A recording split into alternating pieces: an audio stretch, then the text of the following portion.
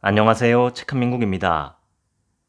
오늘 소개할 책은 적당히 잊어버려도 좋은 나이입니다. 지은이는 가마타 미노루, 37년차 병원장이자 75세 내과 의사로 여전히 현역으로 일하고 있는 일본 스와중앙병원 명예원장, 베스트셀러 작가이자 방송과 강연 활동으로도 유명한 노년의료 전문가이다. 우리는 어릴 적부터 무엇이든 잊어버리면 안 된다고 배웠습니다. 초등학교 때 손수건이나 소지품을 빠뜨리면 준비물 검사 시간에 야단을 맞았지요.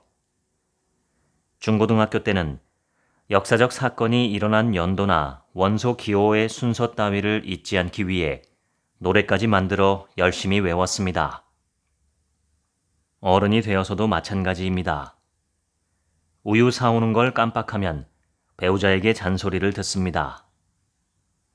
그러나 인생에서 정말 잊으면 안 되는 것이 과연 얼마나 될까요?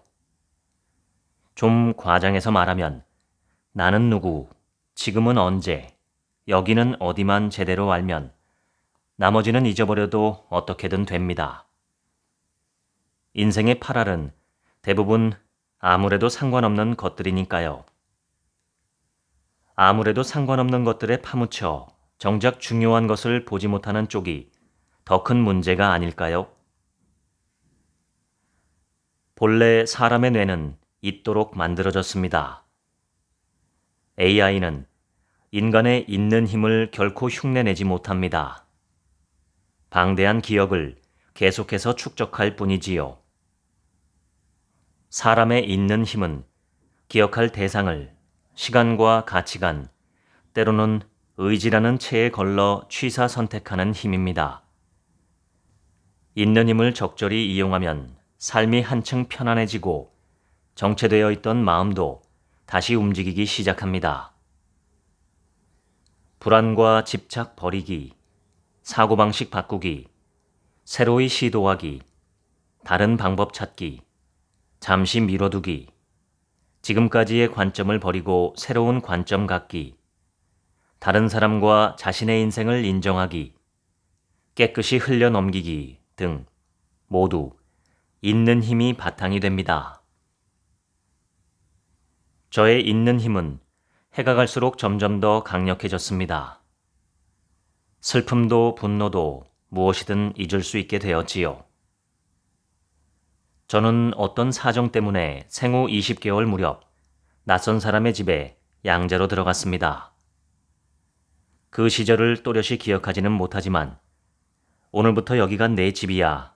이 사람들이 엄마랑 아빠고 라는 말을 듣고 말로 표현하지는 못해도 심적으로 커다란 위기에 빠졌으리라 생각합니다. 그러나 잊는 힘이 있었기에 새로운 부모를 믿고 쑥쑥 자라나 지금의 제가 되었습니다. 2022년 친어머니의 불단에 절을 올릴 기회가 있었습니다. 새로 쓴 책에 어머니 낳아주셔서 감사합니다.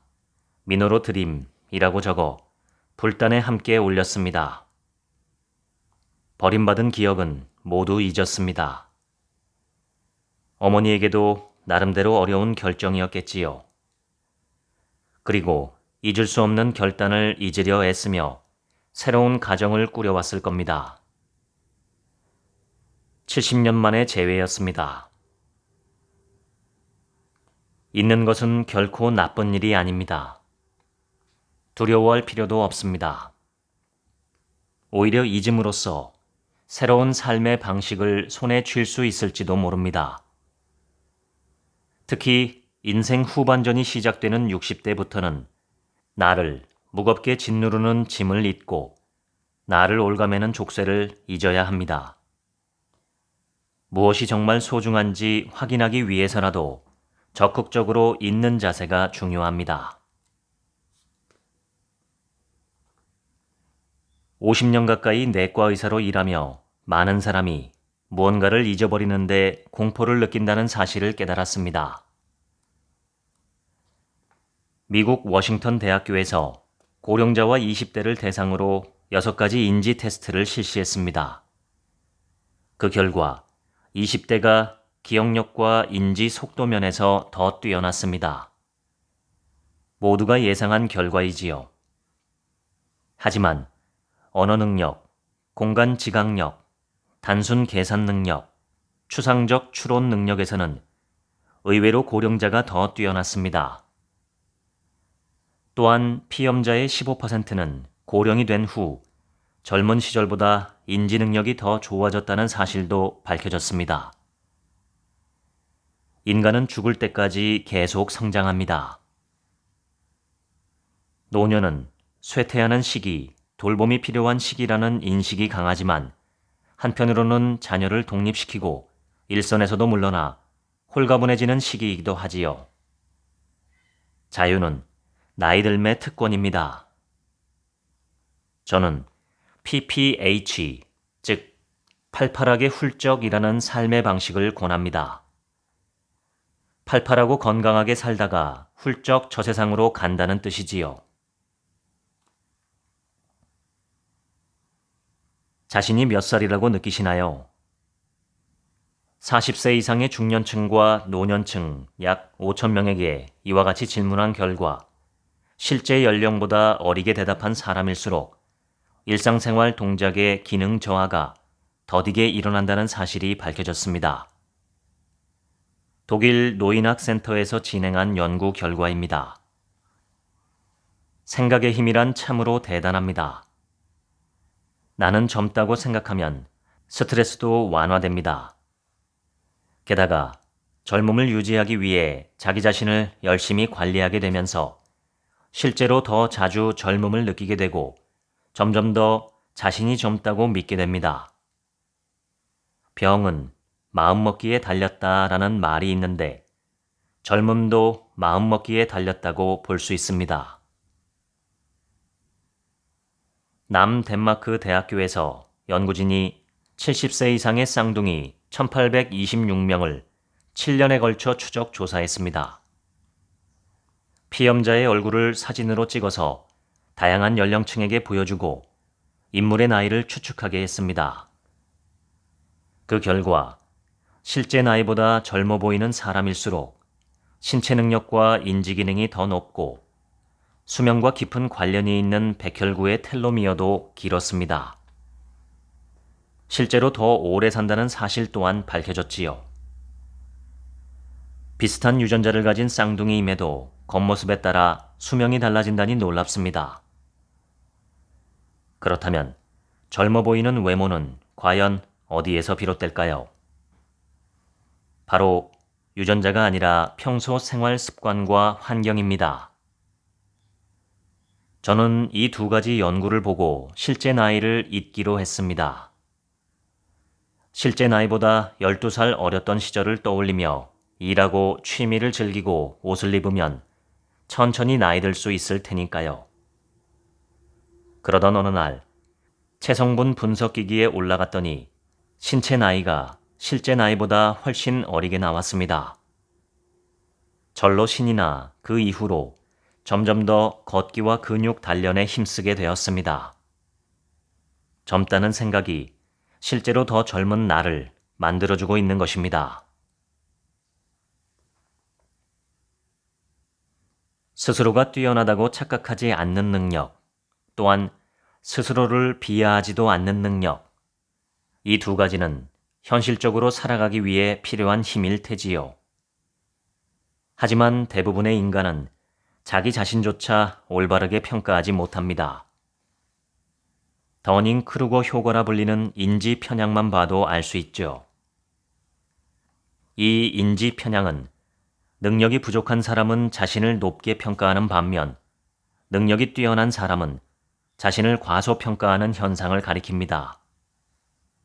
이 때문에 가장 능력이 부족한 사람도 또 가장 능력이 뛰어난 사람도 모두 자신이 중간 정도의 능력을 가졌다고 착각하고 살고 있다는 겁니다. 나 자신도 나를 제대로 알지 못하는데 하물며 타인의 평가가 정확할까요? 이제는 그런 평가로부터 벗어나도 좋습니다. 모든 성과의 80%는 일에 들인 시간의 20%에 의해 만들어진다. 이것은 이탈리아의 경제학자 빌프레도 파레토가 주장한 분포에 관한 통계적 법칙입니다. 파레토 법칙이나 20대 80 법칙이라고도 불리지요. 20%의 일개미가 전체 식량의 80%를 책임진다는 이야기도 같은 맥락입니다. 부지런히 일하는 개미가 20% 정도라면 일하지 않는 게으른 개미도 20%입니다.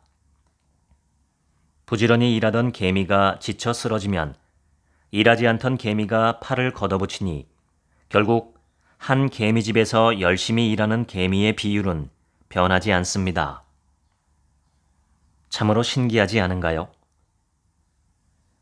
전체에서 중요한 역할을 하는 것은 단 20%뿐. 그러니 핵심이 되는 부분만 잘 유지하면 나머지는 내버려 두어도 문제가 없다는 이야기입니다. 인생도 그렇습니다.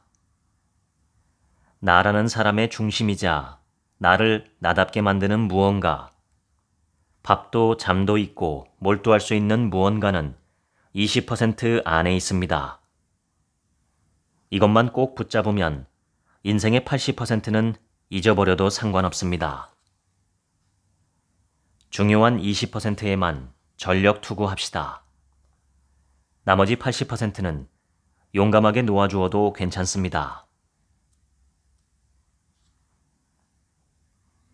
마음속을 속속들이 내보일 만큼 깊은 인간관계가 아니라 적당한 거리감을 유지하는 느슨한 관계, 그런 관계가 사람을 더욱 성숙하게 하고 노년의 삶을 살아가는 데 있어 중요한 안전망이 되어줍니다. 나이가 들수록 오늘 갈 곳과 오늘 할 일이 무엇보다 중요합니다. 홀로 지내면서도 자주 찾는 가게의 직원과 인사를 나누고 반려견과 산책하며 학교 가는 아이들을 지켜보는 등 사회와의 접점을 놓지 않으면 그것으로 충분합니다. 오랜 세월 함께한 파트너가 곁에 있더라도 각각 홀로 있는 힘을 기를 필요가 있습니다. 혼자만의 힘을 단련하기 위한 비결은 3가지입니다. 첫 번째는 상대의 영역에 지나치게 간섭하지 않는 것입니다. 두 번째는 다른 사람과 비교하지 않는 것입니다.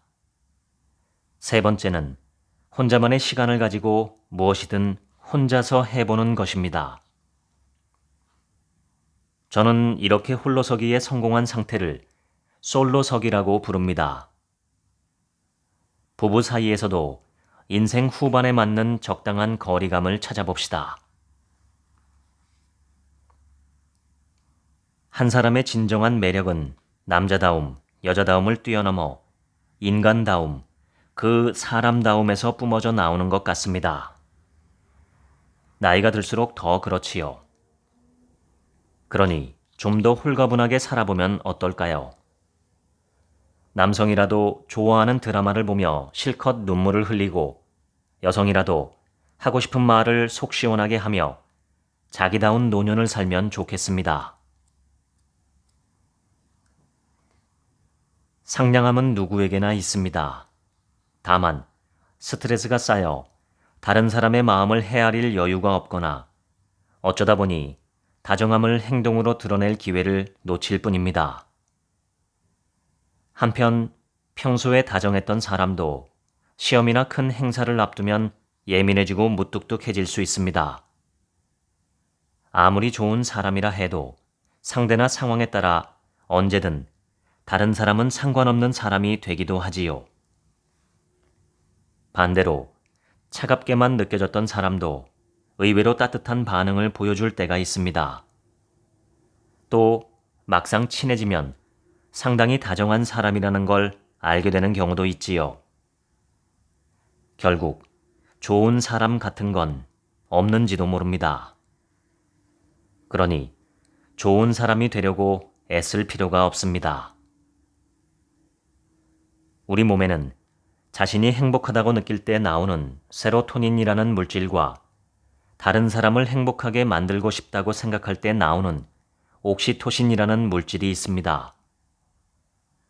두 호르몬이 분비되면 자연히 다정한 행동을 많이 하게 됩니다.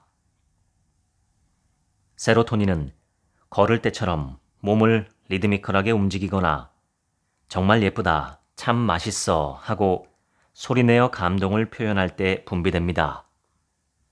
즉, 몸과 마음을 움직이는 것이 중요하다는 뜻이지요.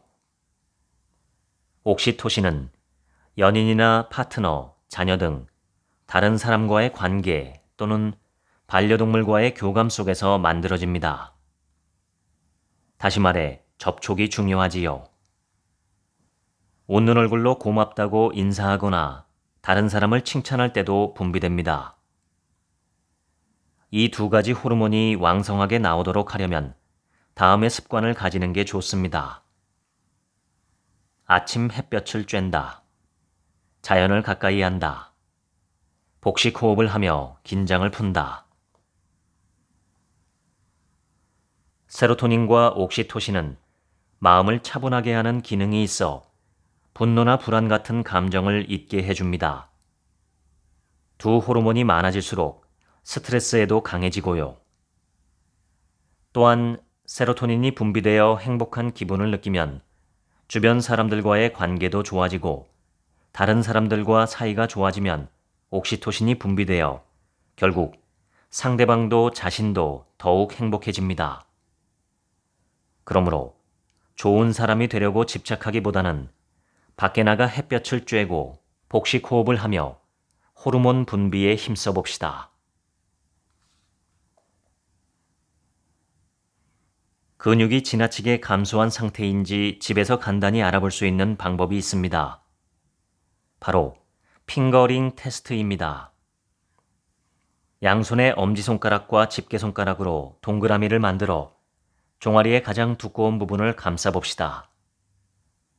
손가락이 닿지 않을 만큼 종아리가 굵으면 근육이 충분한 상태라고 짐작할 수 있습니다. 반대로 손가락이 서로 만나거나 겹쳐지면 근육이 부족할 가능성이 있으니 노쇠 상태가 되지 않도록 각별히 주의할 필요가 있습니다. 젊을 때는 많은 사람들이 가느다랗고 늘씬한 다리를 원하지만 60세가 넘으면 완전히 다른 목표를 가져야 합니다. 근육이 탄탄한 다리가 무엇보다 중요하지요. 튼실한 무다리여도 좋습니다. 거기다 지방도 조금씩 줄일 수 있다면 더할 나위가 없습니다. 근육은 나이가 몇이든 누구나 마음만 먹으면 단련할 수 있습니다. 단백질을 충분히 섭취하고 걷기나 근력 운동에 힘쓰면 근육은 확실히 늘어납니다. 근육이 붙으면 그만큼 더 활발하게 움직이게 되고 대사 효율도 좋아져서 지방도 서서히 빠지기 시작합니다. 몸무게는 같아도 지방이 줄어들면 몸이 탄탄해집니다. 건강한 몸을 만들기 위해 제가 각별히 신경 쓰는 부분이 있습니다. 좋은 음식 먹고 운동하기입니다. 단백질이 많이 함유된 대표적인 먹거리는 생선과 육류입니다. 먹을 수 있는 사람은 충분히 섭취하는 것이 좋습니다. 더불어 생선이나 육류뿐만 아니라 다른 식품으로도 단백질을 조금씩 쌓는 것이 중요합니다. 생선이나 육류 이외에 단백질이 풍부한 먹거리로는 달걀이나 나토, 두부, 콩식품, 치즈, 요구르트나 우유 같은 유제품이 있습니다. 저는 단백질과 칼슘 함량은 늘리고 지방은 줄인 그릭 요구르트 제품을 즐겨 먹습니다. 특히 나이가 들며 한꺼번에 먹을 수 있는 양이 부쩍 줄어든 사람에게는 간식을 적극적으로 추천합니다. 주전부리라 하면 역시 견과류가 으뜸입니다. 단백질과 몸에 좋은 지질, 비타민, 미네랄, 철분, 식이섬유를 함유하고 있으니까요. 비타민과 식이섬유가 풍부한 말린 과일, 단백질을 손쉽게 섭취할 수 있는 요구르트와 치즈 같은 음식도 좋습니다. 저는 특히 평소 땅콩과 볶은 콩 따위를 즐겨 먹습니다. 나이가 들수록 소화 능력이 떨어지니 한꺼번에 많이 먹기보다는 조금씩 자주 먹는 습관을 들이는 게 좋습니다. 뱃속이 검다, 뱃속을 들여다보다 같은 말이 있는 걸 보면 사람들은 오래전부터 인간의 마음이 뇌가 아니라 뱃속에 있고 그에 따라 좌우되어 왔음을 본능적으로 알고 있었던 것 같습니다. 현대 과학에서도 뇌와 장은 서로 많은 영향을 주고받는다는 사실이 밝혀졌습니다. 뇌에는 150억 개의 신경세포가 있다고 하는데 장에도 신경세포가 1억 개나 존재합니다. 장에 있는 신경세포는 개별적인 네트워크를 형성하고 있는데 자율신경을 통해 뇌에 영향을 미칩니다.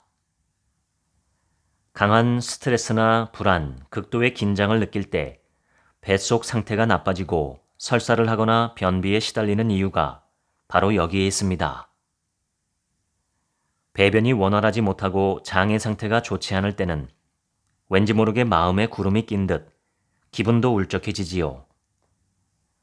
이러한 장과 뇌의 상관관계를 장뇌축이라고 부릅니다. 흔히 장은 제2의 뇌라고들 말하는데 최근엔 거꾸로 뇌가 제2의 장일지도 모른다는 새로운 견해도 등장했습니다. 생물의 진화과정 연구에서는 맨 처음 영양분을 흡수하기 위해 장을 갖춘 생물이 태어났고 장의 신경세포 네트워크가 진화를 거듭해 뇌가 만들어졌다는 해석이 나옵니다. 어느 쪽이 먼저든 장과 뇌가 몹시 밀접하게 연결되어 있다는 점은 틀림없어 보이지요. 앞으로는 뇌가 시키는 대로 행동하는 삶은 그만두고 장이 기뻐하는 일을 해보면 어떨까요? 그러면 몸도 마음도 한결 건강해질 겁니다. 장에는 전체 면역 기능의 70%가 모여 있어 체내에 침투한 병원균으로부터 몸을 지키는 역할도 하지요. 또한 행복 호르몬인 세로토닌은 뇌에서도 만들어지지만 대부분 장에서 생성됩니다. 그러니 장이 기뻐하는 라이프 스타일을 실천합시다.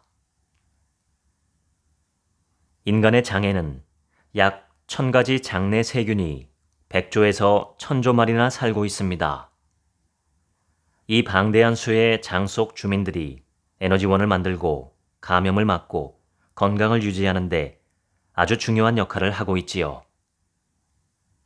최근에는 장내 세균과 비만, 꽃가루 알레르기, 수면, 인지기능, 성격 등과의 관계에 대한 다양한 연구가 진행되고 있습니다.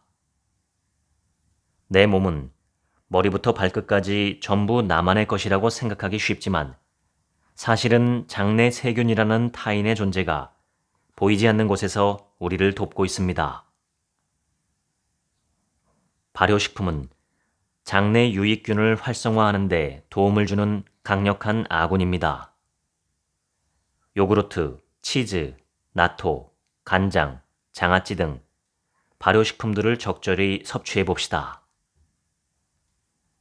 그 중에서도 된장에는 한 숟가락에 1만에서 100만 개나 되는 발효균이 들어있지요. 건강수명이 길기로 유명한 일본의 대표적인 장수지역 나가노에서는 채소를 듬뿍 넣은 된장국을 즐겨 먹습니다. 된장과 채소에 든 식이섬유는 건강한 장내 환경을 조성하는 데 아주 효과적입니다. 옥스퍼드 대학교의 한 논문은 여러 지역에서 만들어진 다종다양한 발효식품을 먹으면 유익균들이 서로 경쟁을 벌여 더 좋은 장내 환경이 조성된다는 연구 결과를 내놓기도 했습니다. 저 역시 평소 다양한 종류의 콩으로 만든 나토를 구입해서 각기 다른 맛을 즐깁니다. 일본의 대표적인 드럭스토어 브랜드 중 하나인 스기 약국의 아이치현 본사를 찾아간 적이 있습니다. 그곳 사무실 주변에는 직원들이 화장실에 갈 때 긴 복도를 운동하듯 걸을 수 있도록 워킹용 복도가 설치되어 있었습니다. 화장실에 가거나 잠시 휴식을 취하는 시간을 몸을 움직일 기회로 삼는다는 아이디어지요. 화장실은 누구나 몇 번쯤 찾기 마련이니 대단한 의지가 필요하지 않습니다. 일부러 따로 시간을 내서 걸을 필요도 없지요. 운동을 습관화한다는 것은 다시 말해 일상생활 속에 운동을 녹여낸다는 뜻입니다. 매일매일 꼭 하는 일, 예를 들어 양치질을 할 때는 까치발을 딛고 섰다가 발 뒤꿈치를 바닥에 쿵 하고 디디는 발 뒤꿈치 디디기 운동이나 스쿼트를 하면 어떨까요? 장을 보러 마트에 갈 때는 매장 입구와 가장 먼 자리에 차를 주차하고 걸어봅시다. 마트나 쇼핑몰 안을 구석구석 구경하며 돌아다니는 것도 좋은 방법입니다. 눈이 많이 오는 지역이나 무더위가 기승을 부리는 계절에도 언제든 쾌적하게 걸을 수 있으니까요. 계단을 오르면 운동 강도가 훨씬 높아집니다. 쇼핑을 시작하기 전에 매장을 2바퀴 정도 돌고 나서 물건을 고르는 것도 좋은 방법입니다. 의지의 힘 없이도 저절로 운동하게 만드는 것이 가장 이상적입니다. 제가 젊은 의사였던 시절의 이야기입니다. 회진 시간에 말기암 진단을 받은 40대 여성 환자를 진찰한 뒤 여느 때처럼 힘냅시다 라고 덧붙이고 병실을 나서려 했습니다. 그런데 그 순간 이상한 느낌이 들었습니다. 뒤를 돌아보니 환자가 눈물을 뚝뚝 흘리고 있었습니다. 선생님, 저는 지금까지 계속 힘내서 열심히 살아왔어요. 하지만 이제 더 이상 애쓰지 못할 것 같아요. 가슴이 덜컥 내려앉았습니다. 별다른 의미 없이 했던 말이 누군가에게는 상처가 될 수 있음을 깨달았던 것이지요. 그날 이후로 저는 늘 애쓰지 않는 마음을 머리에 담아두고 계속 기억하려고 노력합니다. 나이가 들면서 어느 순간부터 대충 혹은 적당히 같은 말을 자주 사용하게 됐습니다. 애쓰지 않기에서 마침내 대충과 적당히로까지 진화한 셈이지요. 누구나 더는 노력할 수 없는 때가 있기 마련입니다. 꾸준히 계속하려면 대충, 적당히 하는 것이 딱 좋습니다. 하루하루 어떤 생활 습관을 가지고 살아가느냐에 따라 자기도 모르는 사이 등이 굽어 새우등이 되거나 무릎이 휘고 허리가 구부러지기도 합니다. 본인의 평소 자세를 가끔씩 체크해 주어야 합니다. 올바른 자세는 옆에서 보았을 때 요추, 즉 허리뼈와 경추, 즉 목뼈가 완만한 S자를 그립니다. 전신이 보이는 거울 앞에 서서 몸의 정면과 측면에서 본인의 자세를 가만히 살펴봅시다. 벽에 등을 대고 똑바로 서보는 것도 좋은 방법이고요. 벽에 발 뒤꿈치를 붙이고 섰을 때 등과 머리 뒷부분이 벽에 닿지 않는다면 자세가 앞으로 기울어졌다는 증거입니다. 자세가 비뚤어지는 원인 중에 하나는 근력 저하입니다. 시간이 날 때마다 자신의 자세를 의식적으로 바로잡아서 잘못된 버릇을 말끔히 없애봅시다. 자세가 좋아지면 겉모습도 한결 젊고 생기 있어 보이기 때문입니다. 나이 들어서도 근사한 맵시를 유지하는 사람들의 공통점은 적당한 체중을 유지하는 몸매와 꼿꼿한 자세입니다. 자세를 곧게 하면 마음가짐도 적극적이고 긍정적인 방향으로 바뀔 수 있습니다. 나이는 숫자에 불과하다. 중요한 것은 마음가짐이다. 세뮤얼 울먼. 몸이 아플 때 사람들은 명의, 즉 이름난 의사에게 진찰을 받고 싶어 합니다. 하지만 고령자의 주치의를 선택할 때는 어떤 특정 분야에서 전문성을 발휘하는 명의보다는 뭐든 마음 편히 털어놓고 상담할 수 있는 양의, 즉 좋은 의사가 훨씬 큰 힘이 됩니다. 좋은 의사를 만나기 위해서는 다음의 10가지 조건을 눈여겨보길 바랍니다. 1. 내가 하는 이야기에 귀 기울여준다. 2. 어렵지 않은 말로 이해하기 쉽게 설명해준다. 3. 약이나 검사보다 생활 습관 개선을 중시한다. 4. 필요할 때는 전문의를 소개해준다. 5. 환자 가족의 사정까지 생각해준다. 6. 환자가 사는 지역의 의료와 복지에 대해 자세히 안다. 7. 의료의 한계를 안다. 8.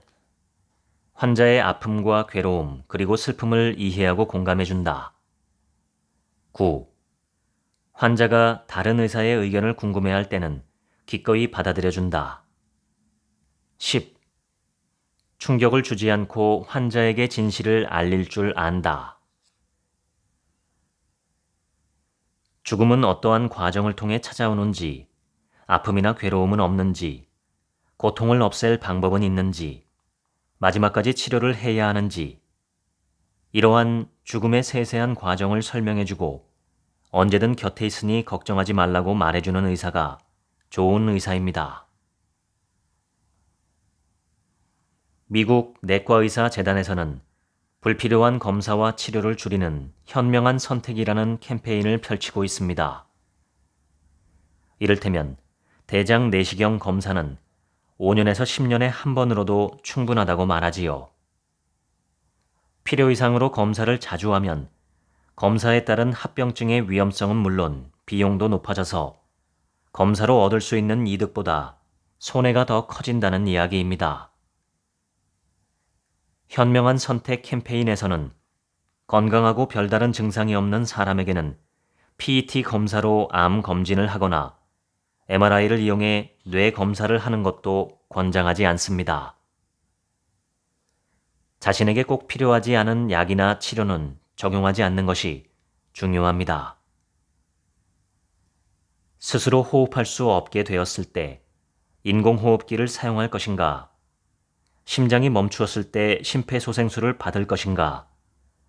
마지막 순간은 어느 곳에서 보내고 싶은가에 대해 하나하나 잘 생각해보고 매년 생일처럼 특별한 날 가족들에게 미리 이야기해두면 어떨까요?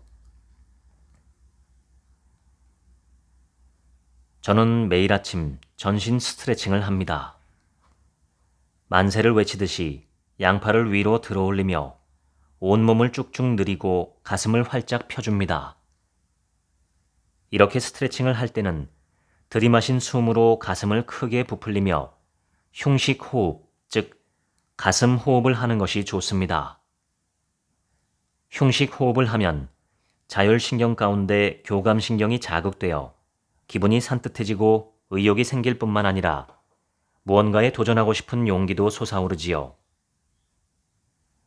은퇴 후 하루 종일 할 일이 없다며 무료함에 시달리는 사람도 시간을 정해놓고 힘차게 만세하며 꾸준히 스트레칭을 하다 보면 어느새 하고 싶은 일이 생길지도 모릅니다. 아침 햇살을 맞으며 스트레칭을 하면 더 좋습니다. 제가 아주 좋아하는 책 중에 이름 없는 고양이라는 그림책이 있습니다. 길거리를 떠돌며 살아가는 길고양이 주인공은 이름이 너무너무 갖고 싶습니다. 신발가게 고양이에게도 서점 고양이에게도 우동가게 고양이에게도 이름이 있지요. 길고양이는 자신의 이름을 찾으려고 온 마을을 돌아다니지만 딱 맞는 이름을 찾지 못합니다. 더러운 길고양이라며 내쫓겨 씁쓸해하고 있을 때 한 소녀가 고양이에게 말을 겁니다. 그때 고양이는 깨닫습니다. 자신이 원한 건 이름이 아니라 이름을 불러줄 사람이었다는 것을요. 날마다 느끼는 감정들 중에는 아주 복잡하고 미묘해서 뭐라고 이름 붙여야 할지 헤아릴 수 없는 기분도 있습니다. 스스로 도무지 영문을 알 수 없지만 속이 부글부글 끓고 속상하지요. 때로는 자신이 어떤 감정을 끌어안고 있는지 점검해 볼 필요가 있습니다. 어쩌면 그 감정들은 내가 이름 불러줄 때까지 기다렸는지도 모릅니다. 이름을 부른다는 건 인식한다는 뜻이니까요.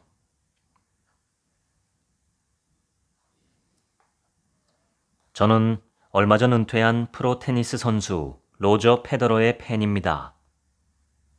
페더러는 본래 성격이 아주 불같은 선수여서 경기가 제대로 풀리지 않는 날은 분노를 폭발시키며 라켓을 바닥에 내리쳐 부수거나 시합을 스스로 망치기도 했습니다. 그런 페더러가 세계 4대 메이저 대회에서 20번이나 우승할 수 있었던 이유 중 하나는 화를 다스리는 방법을 터득했기 때문입니다. 페더러는 경기 중 긴장되거나 화가 날 때 깊게 심호흡을 하는 자신만의 루틴을 만들었습니다. 사람은 나이가 들수록 작은 일에도 욱하기 쉽습니다. 분노를 조절하는 전두피질의 기능이 저하되기 때문이지요. 사소한 일에도 피가 거꾸로 솟고 쉽게 흥분해서 화를 터뜨리는 사람은 분노를 잇는 기술, 즉 분노 조절 기술을 익힐 필요가 있습니다. 화를 잇고 싶을 때는 아예 그 자리에서 벗어나는 것도 좋은 방법입니다. 가벼운 운동을 하는 것도 좋습니다. 불끈불끈 화가 치민다면 스쿼트를 10번 정도 해보세요. 50년 가까운 세월 동안 내과 의사로 일하며 병에 걸린 환자의 슬픔과 괴로움, 그리고 헤아릴 수 없는 분노를 함께 겪어왔습니다. 그 오랜 경험 속에서 깨달았습니다. 고통스러운 마음을 다스리려면 마음가짐을 바꾸려 애쓸 것이 아니라 호르몬을 조절하고 몸을 움직이는 것이 정답이라는 사실을요. 비관적인 생각은 건강에 몹시 해롭습니다. 핀란드의 남녀 2267명을 대상으로 11년에 걸쳐 조사한 결과에 따르면 상황을 부정적으로 보는 경향이 있는 사람이 그렇지 않은 사람보다 협심증이나 심근경색 같은 관상동맥 질환에 의한 사망률이 2.2배나 높게 나타났습니다. 펜실베이니아 대학교에서는 얼마나 많은 스트레스와 불안, 분노를 느끼느냐 보다도 그것을 어떻게 받아들이느냐가 심장병과 밀접한 관계가 있다고 발표했습니다. 마음가짐이 그만큼 중요하다는 뜻입니다.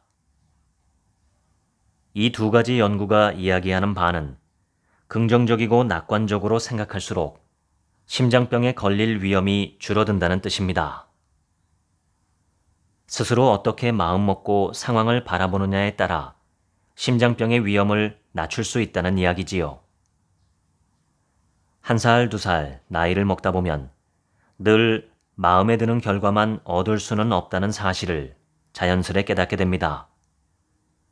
오히려 인생이란 마음대로 되지 않는 일투성이지요. 그래도 되도록 긍정적이고 밝은 시각으로 앞을 바라보고 부정적이고 어두운 상상은 떨쳐버립시다. 어떻게든 될 거라는 믿음으로 쓸데없는 힘을 빼고 희망적인 생각을 떠올릴 수 있는 강한 마음을 길러보면 어떨까요?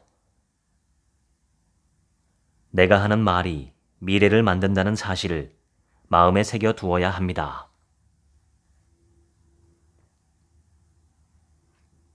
그의 생애 동안 한국 국내 개봉 제목은 피스풀이라는 프랑스 영화를 보고 푹 빠진 적이 있습니다. 가브리엘 사라는 뉴욕에 있는 마운트 시나이 웨스트 병원에서 화학요법 병동의 병동장을 맡고 있는 의사입니다.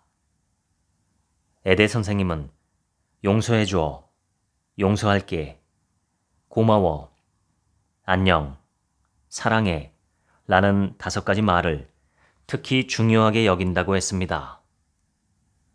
그래서 저는 어떤 규칙을 만들었습니다.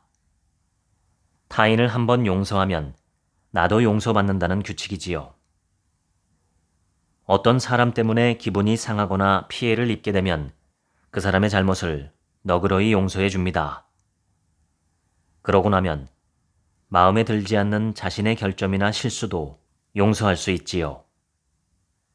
그런 마음을 가지면 상대를 용서하는 일이 점점 더 쉬워집니다. 저는 몇 년 전에 유서를 작성하며 마지막에 이렇게 썼습니다. Thank you, goodbye.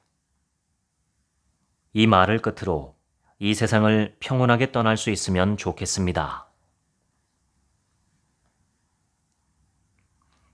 생각보다 훨씬 많은 사람이 아니요라고 말하지 못하고 하고 싶은 말을 꾹 눌러 삼킵니다. 좋은 대화는 누구도 희생하지 않습니다. 상대방의 의견과 자신의 의견을 모두 온전히 존중하는 커뮤니케이션을 하기 위한 트레이닝 기법을 어서션이라고 부릅니다. 영어로 자기 주장을 뜻하는 말이지요. 자기 자신보다 상대방의 생각을 우선시하느라 틀렸다고 생각하는 일도 아니라고 말하지 못하는 사람은 소극적인 사람입니다. 반대로 늘 자기 주장을 우선시하며 주변 사람들을 이리저리 휘두르는 사람은 공격적이어서 바람직하지 않지요. 상대방의 의사를 헤아리고 자신의 생각도 솔직하게 표현하면서 더 가까이 다가갈 줄 아는 어서티브한, 즉 다른 사람의 의견을 존중하며 자신의 주장도 표현하는 사람이 되어야 합니다. 상대방의 생각과 자신의 생각을 모두 소중히 하는 어서션은 지금 서로가 어떤 상태인지 현재 상황을 파악하는 데서부터 시작됩니다. 상사가 갑자기 일을 부탁할 때 그 일이 얼마나 급한 업무인지, 지금 자신이 맡고 있는 일은 어떤 상황인지 터놓고 의논하면 상사가 도와줄 사람을 한 명 붙여줄게 라고 말할 수도 있고, 이쪽에서도 지금 바로는 어렵지만 나흘 뒤까지는 가능합니다 하고 새로운 타협안을 제안할 수 있을지 모릅니다. 누군가와 다른 의견을 말하거나 부탁을 거절한다고 해서 상대방을 부정한다는 뜻은 아니지요. 거절당한 사람도 거절한 사람의 상황을 알면 이번엔 어쩔 수 없지 하고 충분히 이해해 주니까요. 대화를 나눌 때는 상사와 부하 관계든 부모와 자식 관계든 선배와 후배 관계든 기본적으로 모두 대등합니다. 서로의 의견에 귀 기울이고 자신의 의견도 솔직하게 표현할 수 있는 대등한 관계라는 뜻이지요. 나만 참으면 된다는 생각이 가장 나쁩니다. 2022년 국제연합 UN에서 발표한 세계 행복 지수 순위에서 일본은 54위를 기록했습니다. 한국은 146개국 가운데 59위였습니다. 스웨덴에 있는 스톡홀름 경제대학의 미카엘 달렌 교수는 행복은 심장 박동수와 관련이 있다라고 말했습니다. 역에서 길을 걷는 사람에게 말을 걸어 행복에 대해 물었더니 걸으면서 답해도 되나요? 하고 발걸음을 멈추지 않고 대답한 사람일수록 행복감이 대체로 높게 나타났다고 합니다. 몸을 움직이면 자연히 심장 박동수가 높아지고 체온도 상승합니다. 체온이 올라가면 행복 호르몬이라 불리는 세로토닌과 쾌감 호르몬인 도파민뿐만 아니라 성장 호르몬 분비도 촉진되지요. 성장 호르몬은 신진대사와 깊은 관련이 있고 몸을 젊게 만들어주는데 평소 체온이 높은 사람은 성장 호르몬이 쉽게 분비됩니다. 그저 몸을 움직여 심장 박동수와 체온을 높이는 단순한 행동이 사실 행복으로 다가가는 지름길일지도 모릅니다. 노후 불안은 크게 두 가지로 나뉩니다. 의료와 돌봄, 그리고 경제적인 문제입니다. 하지만 막상 노후라 부르는 나이가 되고 보면 더 이상 앞으로의 노후 따위는 생각할 필요가 없어집니다. 바로 지금 노후를 살아가고 있는 셈이니까요. 제 나이 올해로 75세. 언제 무슨 일이 일어나도 이상하지 않다는 각오만은 늘 가슴 한편에 가지고 있습니다. 이미 노년이 되었으니 이제 노후에 대한 걱정 따위는 잊고 지금 이 순간을 마음껏 즐겨봅시다. 인생에서 후회를 남기지 않으려면 스스로 결정하는 것이 중요합니다. 어떤 병이든 치료 방법은 한 가지가 아닙니다. 자신의 생활 환경과 가치관을 바탕으로 선택하는 것이 중요하지요. 그 중에는 치료를 하지 않는다는 선택도 있습니다. 떠나는 사람이 스스로 인정하고 받아들일 수 있는 삶을 살면 떠나보내는 가족 또한 마음이 편안합니다. 어떤 최후를 맞고 싶은가? 어떤 치료나 돌봄을 받을 것인가? 아직은 의사의 판단에 또는 가족의 의견에 모조리 맡기는 사람이 대부분입니다. 자신의 마지막 순간을 어떻게 보내고 싶은지 진지하게 생각해 본 사람이 많지 않기 때문입니다. 병에 걸렸을 때, 다른 사람의 손길이 필요해졌을 때, 죽음이 눈앞에 다가왔을 때, 과연 나는 어떤 선택을 하고 싶은지 미리 생각해 두어야 합니다. 예를 들어 연명 치료를 해서라도 삶을 연장하고 싶다면 그러한 소망 역시 솔직하게 인정할 필요가 있습니다. 자신의 뜻을 가족이나 가까운 사람에게 제대로 전해둡시다.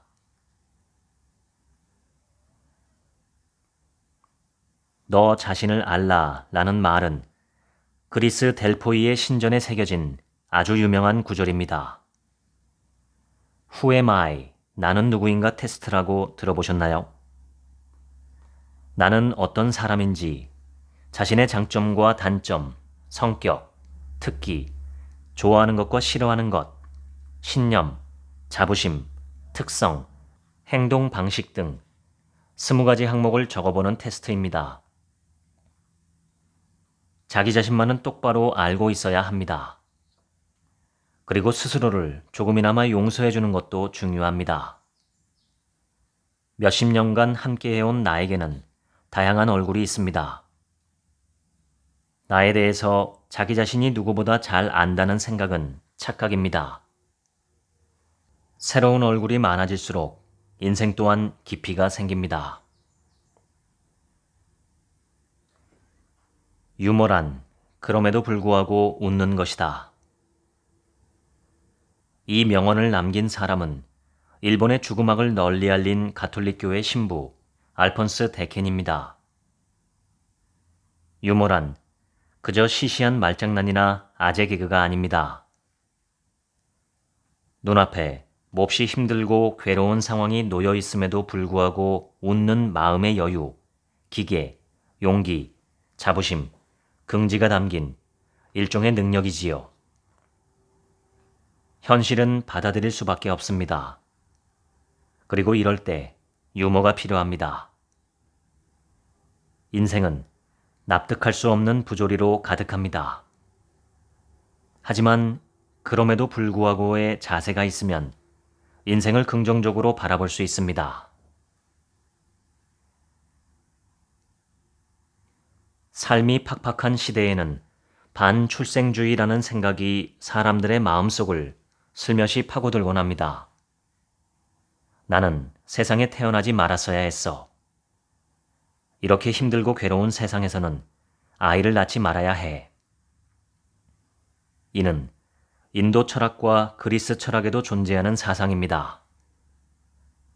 예전에 철학자 모리오카 마사히로 씨를 만난 적이 있습니다. 그는 제게 이렇게 말했습니다. 태어나지 말았어야 한다고 해도 현실의 나는 이미 태어나 버린 뒤죠. 남은 인생을 살아가려면, 태어나길 잘했다는 생각이 들도록 살아가려면 어떻게 해야 할지를 철학자로서 저의 과제로 삼아야겠다고 어느 순간 결심했습니다. 한편 반출생주의 따위는 가볍게 걷어차버린 92세 남성도 있습니다. 폐암 말기 환자인 그는 어느 날 갑자기 피를 토했습니다. 지혈제를 처방하려는 주치의를 만류하며 그는 이렇게 말했습니다. 내 병명이 뭔지 아슈? 폐암 말기요. 피가 좀 나와도 전혀 이상하지 않지. 지혈제는 필요 없소. 주치의에게 이야기를 전해들은 저는 회진을 돌 때 그에게 물었습니다. 이미 각오가 되셨다는 뜻인가요? 그렇소. 후회는 없으세요? 하고 덧붙이자 이번엔 빙긋 웃으며 이렇게 말했습니다. 후회는 죽은 후회나 하는 거지. 어떤 인생이든 좋은 일과 나쁜 일이 있기 마련입니다.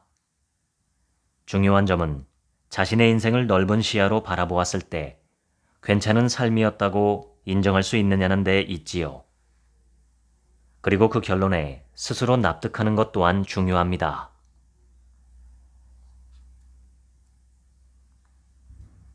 인생의 목표와 수명의 관계를 고찰한 흥미로운 연구 논문이 있습니다.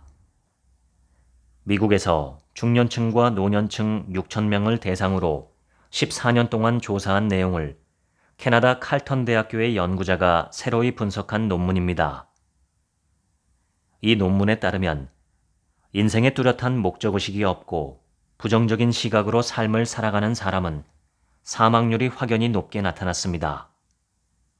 반대로 어떤 순간에도 목적과 희망을 잃지 않고 살면 장수할 수 있다는 결과도 나왔습니다. 꺾이지 않는 정신은 어떤 일이 생기든 긍정적이고 적극적으로 살아갈 힘이 되어줍니다. 어떤 사람은 매일 아침 일을 시작하기 전에 책상 위를 정성껏 닦는다고 합니다.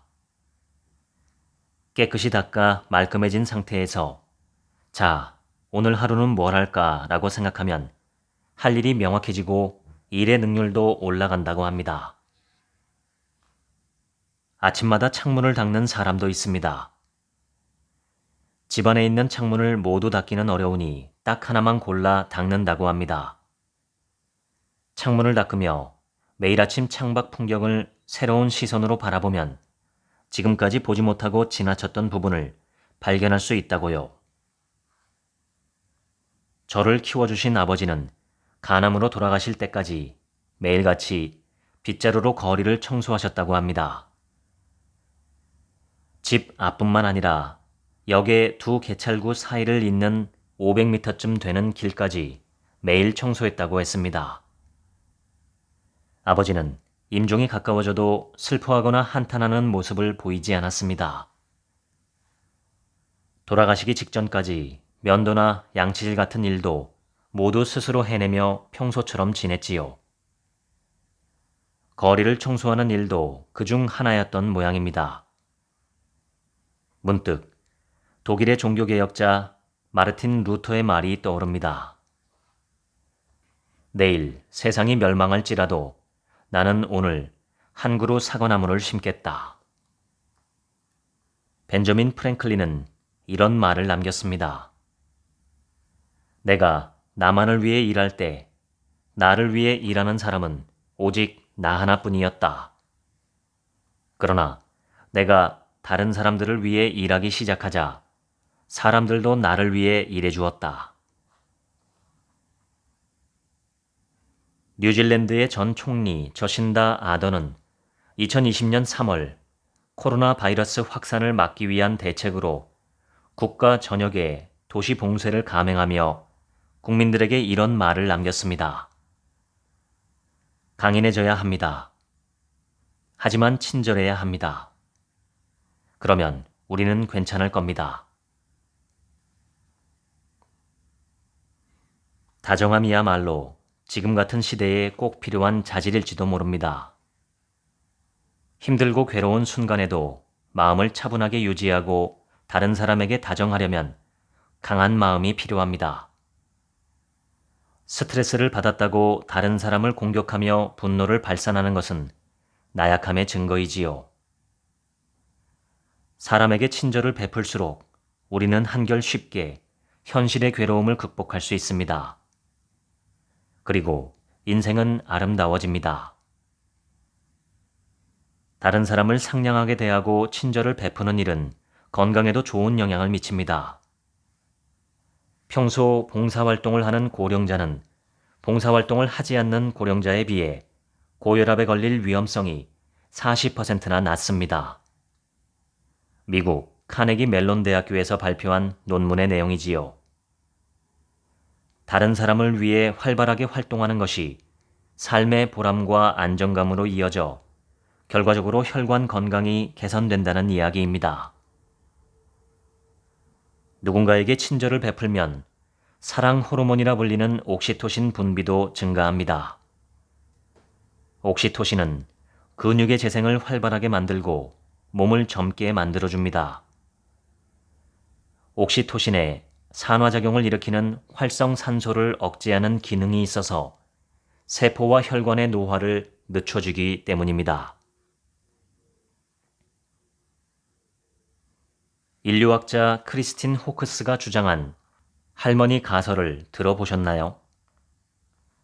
인간은 어째서 다른 동물들과 달리 자녀를 낳아 모두 키운 뒤에도 긴 여생을 사는가에 대해 그녀는 다음과 같이 설명합니다. 아이를 키워본 경험이 있는 할머니가 육아를 도와주면 부모의 부담이 줄어들고 다음 자녀의 출산과 육아도 수월해지기 때문입니다. 즉, 할머니의 긴 수명은 오래도록 살아남기 위한 인간의 생존 전략이라는 겁니다. 그렇다면 할아버지의 역할은 무엇일까요? 여기서부터는 저의 가설입니다. 할아버지가 할머니에 비해 수명이 짧은 이유 중 하나는 육아에 도움을 주는 역할이 명확하지 않아서가 아닐까요? 남성이 육아에 힘을 발휘하면 흥미로운 일이 벌어질지도 모른다는 것이 저의 할아버지 가설입니다.